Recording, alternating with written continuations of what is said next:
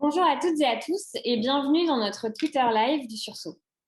Après 4 élections en moins de 2 ans, alors qu'un nouveau président vient d'être élu en Israël, alors qu'une coalition gouvernementale vient d'être formée et sera soumise au vote dans quelques jours à la Knesset, nous avons le plaisir de recevoir Daniel Sheikh, ancien ambassadeur d'Israël en France, fin connaisseur, fin observateur des enjeux politiques en Israël.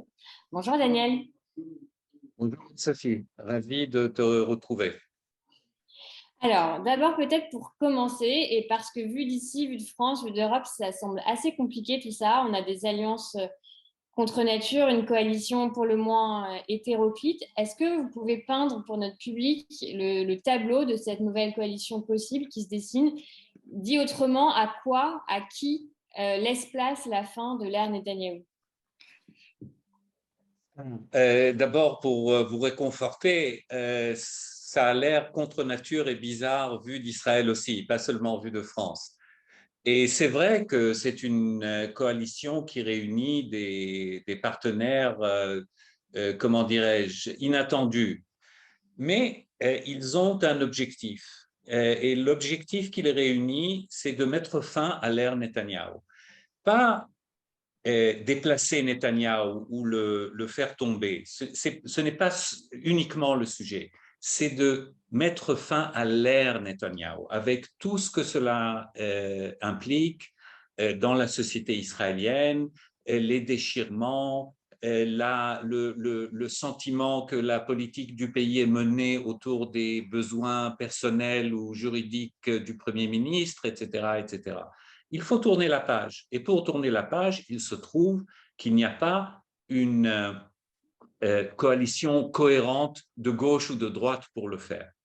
Donc, et je trouve ça plutôt une bonne chose, nous avons ici une sorte de modèle d'union nationale, parce que l'union nationale d'un côté seulement, ce n'est pas très compliqué, mais construire des ponts pour avoir une coalition et un gouvernement qui représenteraient à la fois des objectifs de droite et des objectifs de gauche, un programme de droite et de gauche, une sorte de compromis, c'est ça le résultat. Et donc, à quoi s'attendre? Si tout se passe bien, nous aurons un nouveau Premier ministre, il s'appelle Naftali Bennett, il siégera pour 2 ans et cédera la place ensuite à son partenaire majeur, Yair Lapid, à la tête du plus grand parti en fait de cette coalition, qui est Yesh Atid. Autour d'eux, il y a 6 autres partis qui représentent à la fois des partis de gauche, de droite et du centre, qui sont des partenaires pas moins importants, mais moins grands dans leurs chiffres. Alors justement, dans ces partis, c'est historique, il semble que c'est la première fois qu'un parti arabe signe un accord de coalition. Qu'est-ce que cela peut avoir comme conséquence sur les choix politiques d'un prochain gouvernement israélien? Et pour vous, qu'est-ce que ça dit finalement de l'évolution des relations entre juifs et arabes en Israël? D'abord, je trouve ça une chose véritablement historique et dans le sens positif du terme. Euh, on comprend toutes les difficultés à intégrer les partis politiques des Arabes israéliens dans le paysage politique essentiellement juif du pays et de l'État juif. Mais je trouve que pour la société, il est primordial que près de 20% de la population soit représentée aussi dans les instances décisionnaires du pays. Et paradoxalement, c'est grâce à Benjamin Netanyahu que le parti RAM a fait cession de la liste arabe unie et a emprunté un chemin politique indépendant qui est celui du dialogue avec la majorité juive, et tout en représentant les besoins et les attentes de la population arabe, mais en dialogue avec les grands partis ou la majorité juive. Et c'est en fait Netanyahou, qui a lui aussi négocié avec le parti RAM, avec Mansour Abbas, qui a donné une sorte de cachet, de cachérisation, entre guillemets, de laisser à un parti arabe un rôle dans une coalition. Alors, c'est vrai, c'est historique, c'est la première fois qu'ils signent un accord de coalition. Ils ne siégeront pas dans le gouvernement, ils ne souhaitent pas avoir des ministres, ce qui rend les choses un petit peu plus faciles pour les partis de droite ici. Mais c'est un grand pas, c'est un pas énorme et je ne peux qu'espérer que de part et d'autre, du côté de RAM et du côté des autres partis qui sont, disons, moins proches des partis arabes, tout le monde agira de manière responsable pour que cela devienne un précédent positif et pas négatif. Et je dirais encore un mot que cela intervient notamment après une des périodes les plus inquiétantes dans les relations entre la population juive et arabe, lors de la dernière opération à Gaza, comme vous le savez, il y a eu dans plusieurs foyers des affrontements violents, très, très inquiétants, avec un langage très, très inquiétant.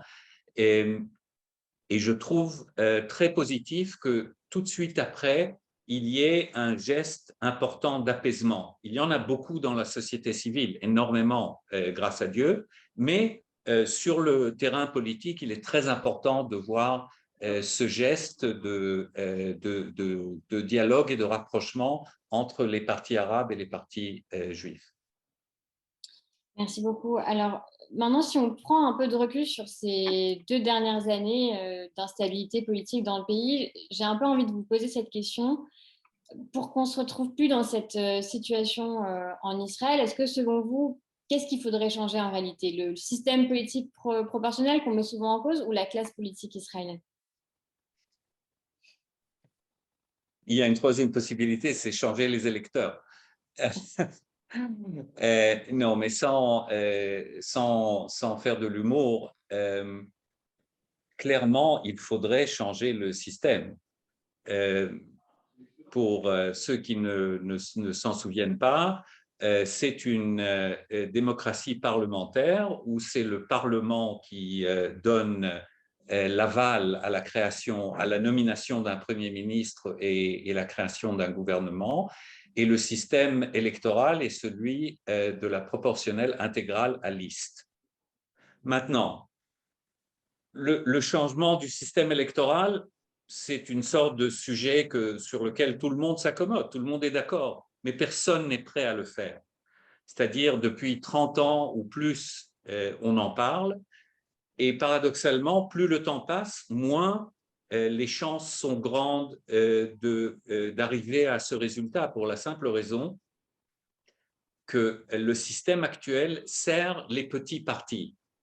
Et donc, avec la disparition quasiment irréversible des grands partis, l'ère du grand Likoud et du grand parti Avoda, etc., autour desquels il y avait des petits partis, maintenant, quasiment tous les partis, sauf le Likoud peut-être encore, et il faudra voir après Netanyahou si ça reste la même chose, toutes les formations politiques se sont un peu subdivisées en petits partis. Et donc aujourd'hui, vous demanderiez à des partis de voter leur disparition, ce qui, dans aucune réalité politique, ne semble pas réalisable. Logiquement, il faudrait trouver moyen pour que le paysage politique se divise non pas en deux, comme aux États-Unis, mais en quatre. Un bloc de gauche, un bloc de droite, un bloc religieux et un bloc arabe. Avec ces quatre blocs, s'il y avait une certaine cohérence possible, ça nous aurait beaucoup aidé. Et moi, je me dis que si aux États-Unis, un Bernie Sanders peut cohabiter avec Hillary Clinton, pourquoi pas Yair Lapid et Nitzan Horowitz? Pourquoi pas un membre du Likoud et Naftali Bennett? Très clair. Merci beaucoup. Peut-être une dernière question pour notre public, parce que vu de France, dans la manière dont sont couvertes les élections israéliennes ici, on a l'impression qu'il y a pas mal d'idées reçues sur les formations politiques. On a tendance toujours à lire avec notre propre grille de lecture qui divise la droite, la gauche, historiquement chez nous, sur les questions sociales, sécuritaires, etc. Et en Israël, on ajoute à ça, comme vous venez de le dire, les partis nationalistes, religieux, laïcs. Alors, est-ce que vous pouvez partager avec notre audience une ou deux clés de lecture peut-être, ou une ou deux choses à déconstruire pour qu'on comprenne mieux d'ici la politique en Israël? Oui, en fait, cela enchaîne directement sur la fin de ma réponse précédente. Euh, il y a une sorte de purisme dans le monde politique israélien qui veut que dès que dans une formation politique, il y a une nuance qui apparaît entre un groupe et un autre, on ne cherche pas moyen de trouver un compromis et de cohabiter pour rester un grand parti, même si on a certaines divergences sur tel ou tel sujet. Il y a tout de suite scission et il y a création d'un nouveau parti. Et ce qui a comme résultat de renforcer une tendance qui existe un peu partout dans le monde, de la disparition des grands partis et de l'émergence de partis qui sont moins idéologiques et plus formés autour de personnalités. Et c'est le cas en Israël aussi. Les nouveaux partis sont des partis qui ont été formés autour d'une personnalité.